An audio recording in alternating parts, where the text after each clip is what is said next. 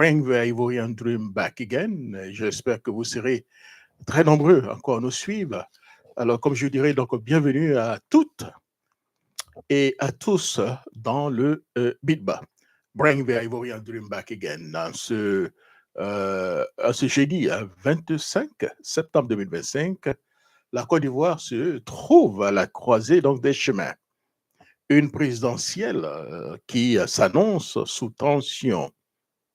Une armée de près donc, de 44 000 hommes mobilisés comme si le pays était en guerre. Un régime empêtré donc, dans les scandales financiers internationaux. Une commission électorale qui refuse la transparence et donc des cadres politiques qui osent stigmatiser un peuple pour l'obliger à soutenir donc un quatrième mandat contesté. La question centrale de cette émission est simple. Avons-nous donc une élection démocratique ou une démonstration donc de force? Entre la peur des bots, les enquêtes du Trésor américain et la justice française, le refus donc d'une révision donc exceptionnelle donc des listes électorales et maintenant donc la stigmatisation ethnique des Baoulés, le tableau est clair. La démocratie ivoirienne est prise donc en otage. Alors qu'on voyait donc ladies and gentlemen, nous allons donc avoir une émission très intéressante tout à l'heure, ladies and gentlemen. Stay tuned. Et d'ici quelques petites secondes, nous allons donc analyser tout ça et vous dire exactement ce que nous pensons donc de la situation. Ladies and gentlemen, we definitely going to have a great debate in the next few minutes. And I hope you guys are going to enjoy it. And I got no doubt, man, you guys are going to enjoy it. OK. Alors, donc, ladies and gentlemen, aujourd'hui, donc, nous allons donc briser, chers amis, les tabous, dénoncer donc ces manipulations et appeler que donc le peuple demeure donc une seule, j'allais dire le seul dépositaire donc de la souveraineté. Alors, nous ouvrons donc rapidement, cher ami, avec, on peut aller, c'est en forme donc de pamphlet, on parle donc d'élection ou démonstration donc de force. Ce que nous sommes en train de voir. Alors, on nous signale que nous avons un problème de son. Alors, j'espère que vous nous entendez. Hein. Si vous entendez, ça va. Est-ce que vous nous entendez? Hein? Alors, si vous entendez, faites que nous puissions donc démarrer cette émission. On nous dit que nous avons donc un problème de son. Alors, you guys can check it, let me know. Je ne sais pas si monsieur Assis, vous êtes déjà, est-ce que vous pouvez checker pour voir si le son est, si vous nous entendez? Je serais un peu surpris que vous ne l'entendiez pas parce que nous avons donc le retour. Hein. Alors, le retour, est-ce que vous nous entendez? Allô? Voilà, merci beaucoup. Alors, vous entendez, donc merci. Voilà. Alors, on m'avait parlé de tout à l'heure de problèmes de son, ce qui m'aurait quand même assez surpris. Hein, voilà. Alors, comme je le dis, cher ami, on parlera donc élection présidentielle ou démonstration donc de force. Voilà la question que nous nous posons. On parle donc de 44 000 hommes en uniforme. Non, ce n'est pas donc la Côte d'Ivoire en guerre. C'est donc une Côte d'Ivoire à la veille donc de la présidentielle, d'une élection présidentielle. Jamais donc de mémoire donc des Ivoiriens, nous avons vu chose pareille. 44 000 soldats dans les rues, c'est tellement aussi armé. On parle de 18 000 gendarmes, 18 000 policiers et 8 000 militaires. Du 5 octobre au 4 novembre 2025, le pays entier sera donc transformé en caserne géante sous le regard suspicieux de ceux qui prétendent donc garantir, cher ami, la sécurité de ce pays. Hein. It's definitely going to be a good deal, a big deal. On parle de 44 000, vous imaginez 44 000 personnes déployées un peu partout.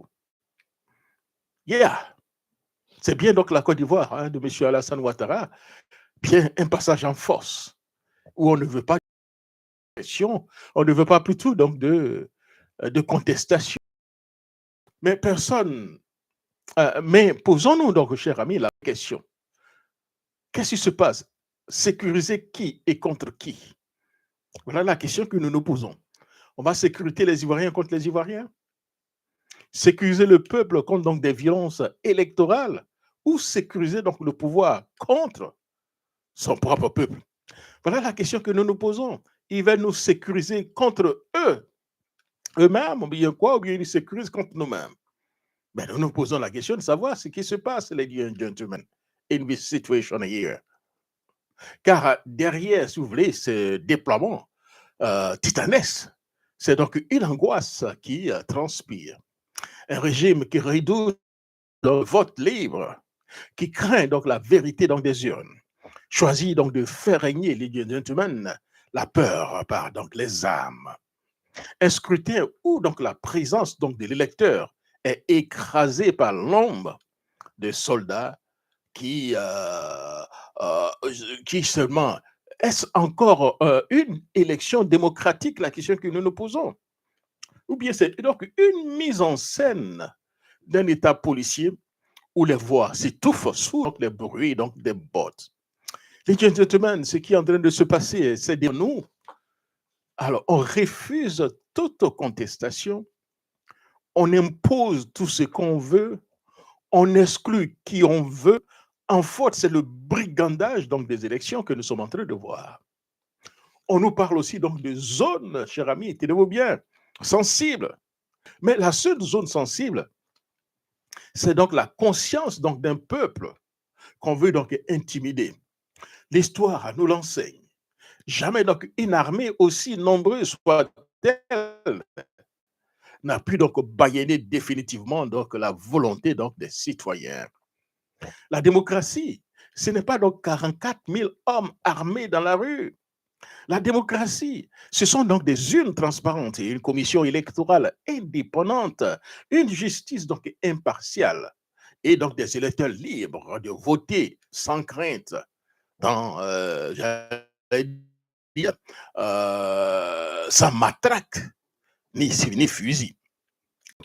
Au lieu donc de militariser donc la République, qu'on commence donc par démilitariser donc la politique. Sinon, le 25 octobre 2025 ne sera pas donc une élection, mais une occupation, une usurpation en force. La force aujourd'hui ne protège plus donc la vérité, ni la justice, ni l'exclusion. Elle sert donc à l'oubli, vous comprenez, l'exclusion, l'injustice et la cupidité. Ils sont devenus donc des dealers égoïstes. Quand je vois donc des leaders ivoiriens aujourd'hui, j'en ai honte. Ils sont tous devenus des dealers. Ils ont tous leur prix. Il faut connaître d'abord le prix des uns et des autres et puis appuyer sur la machine. Et ils seront tous au garde de vous. On se demande où se trouve la démocratie. Nous sommes loin donc des Laurent Gbagbo qui manifestait donc dans la rue avec courage et avec idéologie. Mais aujourd'hui, nous avons en face de nous des leaders et tout, surtout ceux qu'on appelle de futures générations, ils sont devenus encore plus même dangereux même que les anciens qu'on remplace. Où va la Côte d'Ivoire? Dès lors, ladies and gentlemen, ce qu'il nous faut, c'est un nouveau paradigme. Et je l'ai dit toujours, sans ce nouveau paradigme, on descendra donc de Charib en Silla. On ira donc de mal en pire. Vous comprenez? Il faut un nouveau paradigme. Voilà pourquoi des leaders comme Tidiam Thiam, je suis avec eux, je milite, je supporte qu'enfin qu'ils puissent être président. Pas parce que nous voulons seulement qu'il soit président, mais c'est un nouveau paradigme. On veut voir réellement ce qu'il nous apportera avec ses idées, avec la manière dont il a géré ces différentes entreprises qui étaient en réalité comme des institutions, étaient en réalité même comme des petits pays. Parce que à Crédit Suisse, par exemple, Stiam avait lui des salariés, près donc de 100, 200 000, 100 000, 200 000 salariés. Ils sont représentés pratiquement au moins dans toutes les grandes capitales donc, du monde. Il y a donc la base. Quand on parle de crédit suisse, ce n'est pas seulement le crédit. Hein. Il y a du social, il y a de l'économie, il y a des finances, il y a du business. Vous comprenez? En fait, bref, c'est même plus complexe même que diriger même un pays africain. Où vous avez certainement un chef qui s'accapare de tous les pouvoirs et il impose donc sa vue, il impose ses idées, il impose son bon vouloir, son désirata sur les autres. Donc, cher ami, voilà donc la situation que nous avons par rapport donc, à ce premier sujet où on veut militariser donc, la Côte d'Ivoire pendant un mois afin donc, de s'assurer donc, une victoire à la pirouette. Cher ami, les choses risquent d'être beaucoup plus compliquées donc, les jours à venir. Alors, revenons donc au deuxième segment que nous allons mettre sur table. C'est donc les réseaux, on parle donc de mafia actuellement donc, à Abidjan. 2 enquêtes. Secoue donc le régime de M. Ouattara révèle dans Africa Intelligence. À Washington, les gentlemen, le Trésor américain traque les flux suspects liés au Hezbollah, transitant donc par la diaspora chiite et le BTP donc ivoirien. À Paris aussi, la justice enquête pour une corruption donc, de blanchiment visant donc M. Hassan, je crois que c'est ça, Hassan Dakhallah, voilà, Dakhallah, voilà, Hassan Dakhallah, voilà. Patron donc de Porteo BTP et plusieurs donc ministres proches du pouvoir. Ces ministres ont aussi de façon pêle-mêle, hein, je m'en tiens à ce que le journal nous dit. Je n'ai aucune preuve, mais c'est le journal qui a fait ces enquêtes. On parle d'Amédée Kouakou, le fameux Amédée Kouakou, et de photocopies, le jeune frère de M. Ouattara. Entre les marchés publics géants de près donc, de 300 milliards de francs CFA en 2012, Awala, galerie d'art et jet privé, un système opaque se dessine. Un dossier donc explosif, le gentleman, et un an à quelques, disons, à un mois donc, des élections donc, présidentielles. L'enquête avait commencé donc depuis un certain temps. Nous avons eu quelques échos, mais ces choses se poursuivent. C'est donc dans Africa Intelligence qui l'année dernière, en fait l'année dernière, en décembre, je crois c'est précisément le 23 décembre, c'est bien ça, que Africa Intelligence en avait un tout petit peu parlé. Donc voilà un peu, hein, donc on nous parle donc des hommes d'affaires libanais, M. Hassan c'est ça, Allah, patron de Porteo BTP, est donc au centre donc, de 2 enquêtes internationaux, hein, révélé donc Africa Intelligence aux États-Unis, où les trésors américains, flux financiers illicites via donc un système Awala, donc de la diaspora à Abidjan. C'est une diaspora donc libanaise, proche, certaines personnes disent, du réseau du Hezbollah. C'est bien cela. En France, donc, la justice instruit donc, un dossier pour corruption et blanchiment donc, impliquant M. Dark Allah et plusieurs donc, ministres ivoiriens avec des biens saisis à Paris et autres. Son groupe a bénéficié donc de plus donc, de 300 milliards de marchés publics en Côte d'Ivoire depuis 2012. C'est donc imposé comme un acteur majeur du BTP en Afrique. Mais derrière cette réussite, les enquêtes voient donc un système de protection politique et des circuits opaques, mêlant donc plusieurs politiques et des réseaux. C'est l'image du régime de Ouattara, approche donc de la présidentielle 2025.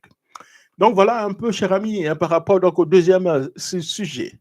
Donc l'homme d'affaires que nous avons connu, donc le Livoiro-libanais Hassan Darkala, patron donc de Porteo BTP, est donc au centre donc, de ces 2 enquêtes internationales révélées donc, par nos amis, hein, de Africa Intelligence. Il y a donc des gros circuits financiers qui circulent donc dans notre pays. On parle donc nous sommes en ligne, je n'ai pas envie d'employer donc des expressions pour qu'on essaie de couper notre live. Mais vous savez de quoi on parle, de ces réseaux pas bons qu'on voit au niveau donc de la Côte d'Ivoire, du trafic, de n'importe quel trafic, on parle même de trafic, même de drogue et tout ça. La Côte d'Ivoire commence à devenir le centre de tout ce qui est pratiquement un peu mauvais et que les Européens ne pas du tout voir. Voilà, bref, en ce qui concerne un peu donc ce dossier qui fait couler beaucoup d'encre et salive, et croyez-moi, on était donc dans un pays développé, ça allait donc le sujet actuellement phare des élections présidentielles, où les hommes politiques ivoiriens devaient donc se prononcer. Le petit frère de M. Ouattara doit se prononcer. M. Amédée Kouakou, lui, qui menace toujours, devait donc se prononcer, nous expliquer de quoi il s'agit, donner sa part de vérité. Mais nous ne sommes pas dans un pays.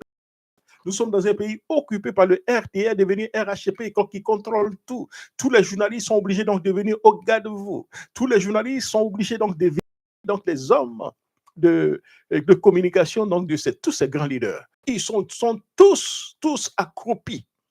Donc, si vous voulez, ce dossier explosif qui menace donc l'image du régime de Ouattara à l'approche donc de ces élections devait être au centre, au cœur donc des débats. Et chaque parti politique, chaque candidat devait donc se prononcer afin donc de trouver des solutions pour notre avenir. Mais croyez-moi, on ne parlera de rien pendant cette campagne. On va nous envoyer dans des faux dossiers, dans des débats ethniques qu'on verra tout à l'heure, dans les clashs, vous comprenez.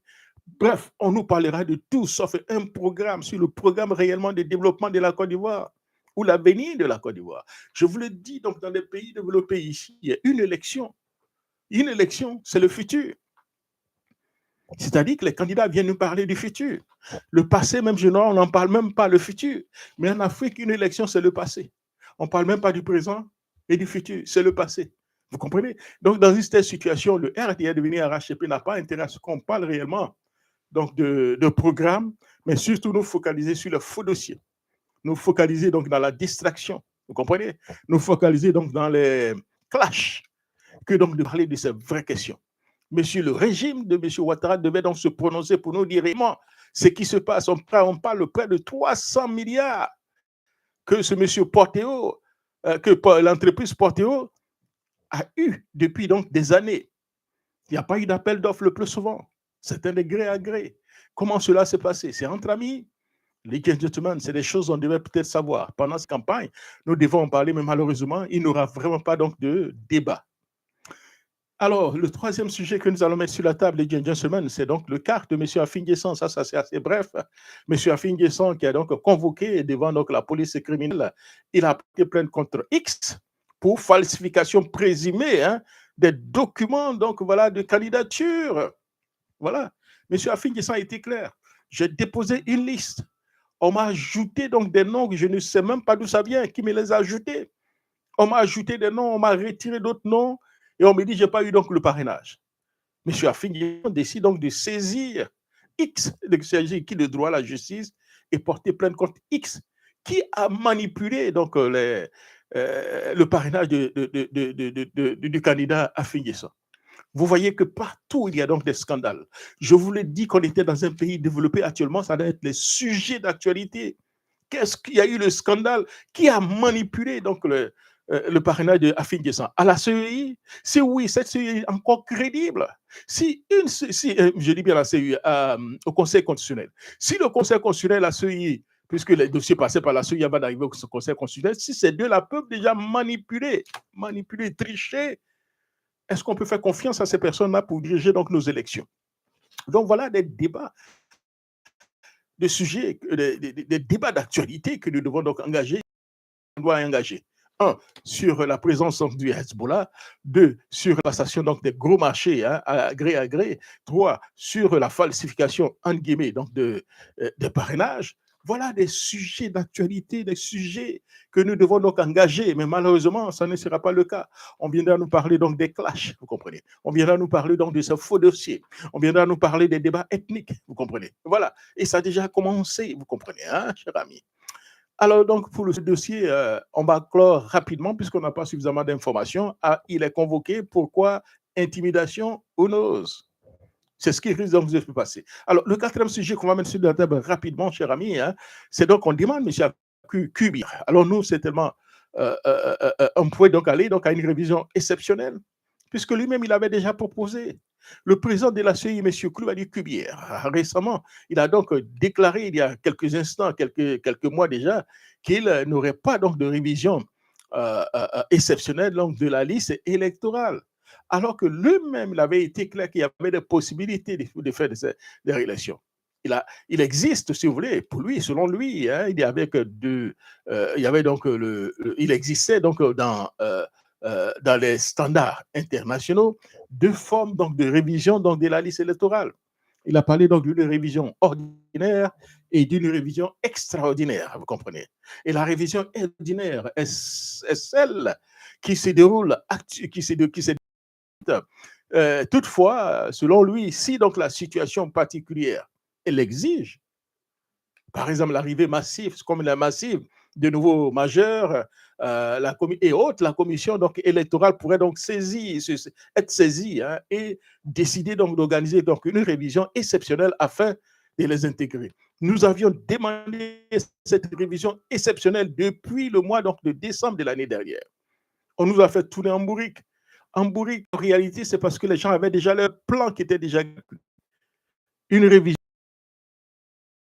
en utilisant des artifices pour exclure. Thiam aurait pu donc s'inscrire encore sur la liste électorale s'il y avait donc une révision de la liste électorale comme le préconisent donc nos lois. Et ça n'a pas eu lieu. Et ils le savaient. Ils ont tout fait pour qu'il n'y ait pas donc de révision, alors qu'ils disent qu'ils appliquent les tests. Les tests sont clairs. Chaque année, il doit y avoir donc une révision donc de la liste électorale. Pourquoi en année électorale, il n'y a pas de révision? On a étudié tous ces stratagèmes, tous ces artifices, de mensonges, de complications et de manipulations pour ne pas directement faire donc cette révision. Nous sommes tous dans le faux. Nous sommes dans un pays de faux. Tout est faux. Il y a la combine partout. Des gens qui usurpent des titres. Et c'est des gens qui on les présente à la télévision. Ils ont... on me dit que Marcoso dit aujourd'hui que les journalistes disent qu'il n'est pas journaliste. Vous comprenez? Alors que ce monsieur est pratiquement partout. Voilà le faux que nous voyons donc dans notre pays où des gens qui n'ont aucune crédibilité, croyez-moi, deviennent des personnalités de ce pays. C'est honteux. Voilà pourquoi nous avons besoin d'un nouveau paradigme. Un paradigme où il aura donc la loi, le respect de la loi, la peur donc de la loi, vous comprenez. Et les gens vont vaquer donc à leurs occupations. Voilà ce que nous demandons. Vous comprenez? Donc, cette possibilité d'une révision exceptionnelle, M. Kubler et son entourage ont préféré directement ne pas contempler cela parce qu'ils étaient donc dans une politique de tout faire pour que M. Thiam ne soit pas candidat. Cela qui, c'est là, vous comprenez, une exigence de transparence et de respect donc du droit et de participation en débat politique. Si la CEI refuse même d'appliquer la loi, mais à qui encore demandera d'appliquer la loi?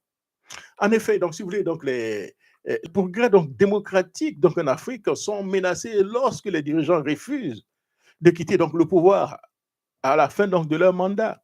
Et c'est ce que nous sommes en train de voir. Ils manipulent donc les règles, manipulent les tests du jeu donc pour se maintenir au pouvoir, garantissent donc des révisions inclusives, irrégulières, adaptées, se protéger eux-mêmes, créer des conditions pour exclure donc d'autres candidats.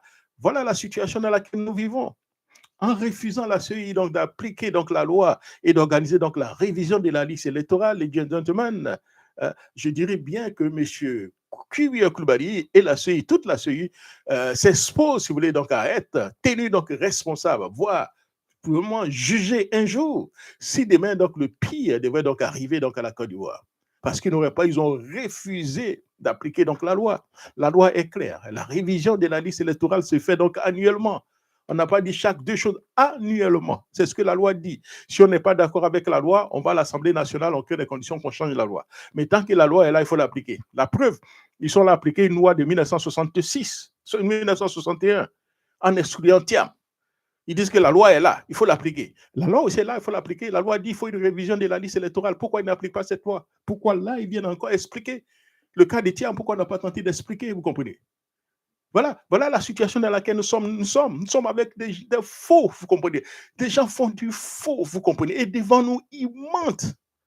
Et ils sont supportés par une presse qui accepte donc des mensonges, qui refuse donc de poser donc des débats sérieux, des questions sérieuses pour engager des débats, pour confondre tous ces manipulateurs. On a une presse accroupie, vous comprenez.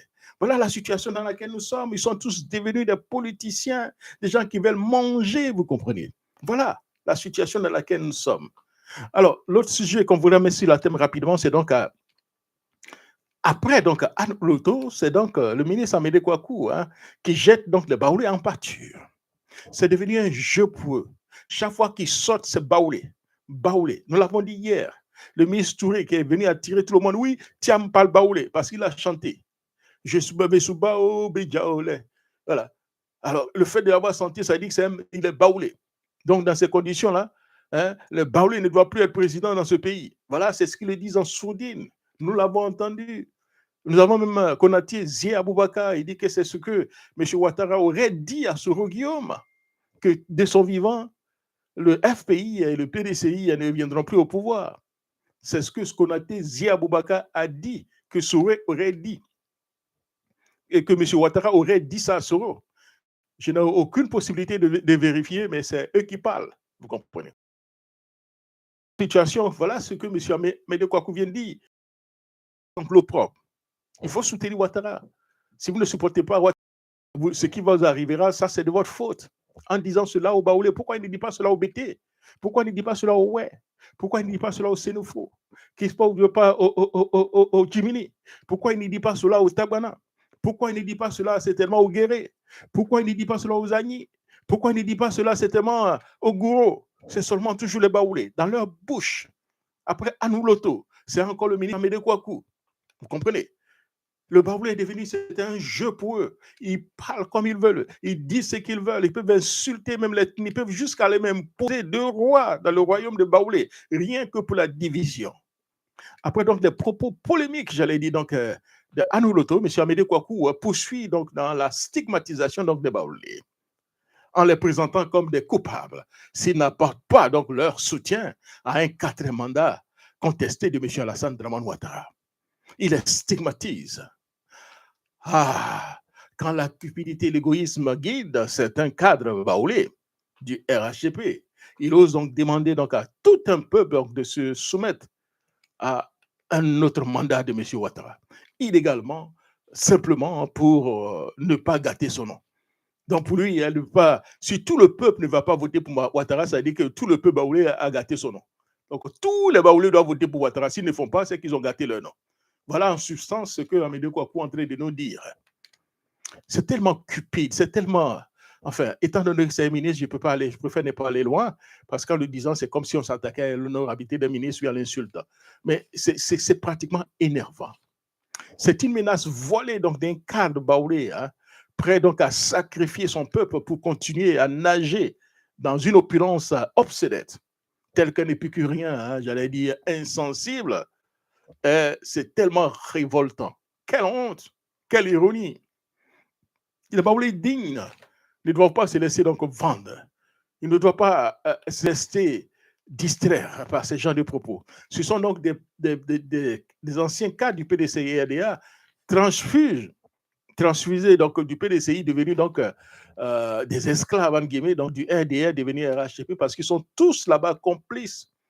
Ils ont tous des ardoises. Et ils n'ont pas autre choix que de chanter donc les louanges de M. Alassane Ouattara en alexandrin. Ils n'ont pas autre choix que d'aller pour un quatrième mandat, parce qu'ils ont tous des ardoises. Pour lui quoi? Sauf son nom, ça veut dire quoi? Ce n'est pas donc soutenir la confiscation de pouvoir, ça? Voilà la situation dans laquelle nous sommes. Si tous les Baoulés ne votent pas pour M. Ouattara, c'est qu'ils sont en train de gâter les noms. L'honneur n'est pas dans, si vous voulez, donc dans la soumission ici, les gentlemen. La dignité est donc dans la résistance, que je peux dire dans une telle situation. Et le moment venu, je pense que le peuple doit aller voter. Ils doivent aller voter en fonction, certainement, de ce à quoi ils pensent. Ils doivent voter en fonction de, selon eux, qui pourrait donc diriger donc la Côte d'Ivoire, même si là, pour le moment, nous n'avons pas encore donc le choix. La CEI et puis le Conseil constitutionnel, ils ont décidé donc de voter pour nous. Dans la même manière, cher ami, hein, on nous dit, ah oui, que dans le temps, il y a eu des chefs baoulés qui sont venus autour donc, de M. Thiam. Vous savez, c'est cette manière de faire de la politique en Côte d'Ivoire qui nous met dans des problèmes. Mais il y a donc des cadres, des chefs Kourou qui se sont venus autour de Gbagbo, les chefs du Nord qui se sont réunis autour de Ouattara. D'ailleurs, même, on a vu avec la chatte du Nord qui sont réunis autour de Ouattara. Les chefs Yakuba qui sont réunis autour du général Gueye.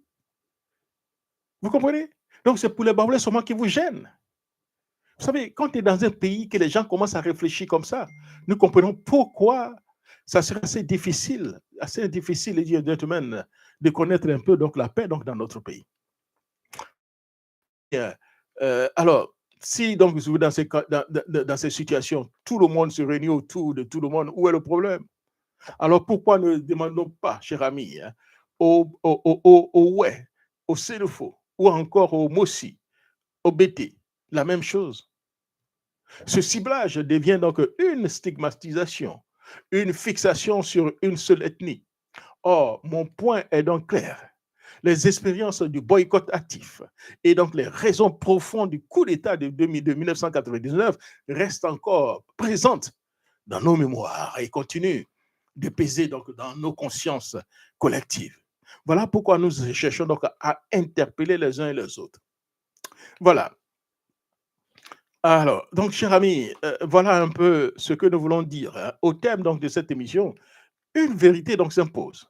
La démocratie ne se protège pas, les gentlemen, avec près de 44 000 fusils, mais par donc des urnes transparentes et une volonté politique et sincère. Elle ne se construit pas, si vous voulez, donc dans des deals opaques ou des milliardaires donc du BTP ou des réseaux sociaux, j'allais dire des réseaux internationaux, mais dans une confiance entre les gouvernés et les gouvernants. Elle ne se renforce pas dans la manipulation donc de la liste électorale verrouillée, ni donc stigmatisation ethnique qui divise, mais donc dans la légalité, j'allais dans la légalité des citoyens devant donc le droit et devant donc et qui est devant donc le vote. Alors, souvenez-vous, l'honneur n'est pas donc dans la soumission. La dignité n'est pas donc dans le chantage. Et le 25 octobre 2025, le choix doit être celui de la liberté, de la vérité et, j'allais dire, la vérité donc des urnes. Car, au bout du compte, la question donc n'est pas de savoir pour qui on veut, j'allais dire, on ira voter, mais qui nous croyons vraiment qui pourra donc faire un meilleur travail les 5 années à venir. Voilà, cher ami, un peu le biais de façon rapide que je voulais certainement faire en forme de journal. J'espère que nous avons réussi à vous entretenir et surtout portez-vous bien. Et rendez-vous, cher ami, pour une autre émission du Jacques Rouget Show. Hein.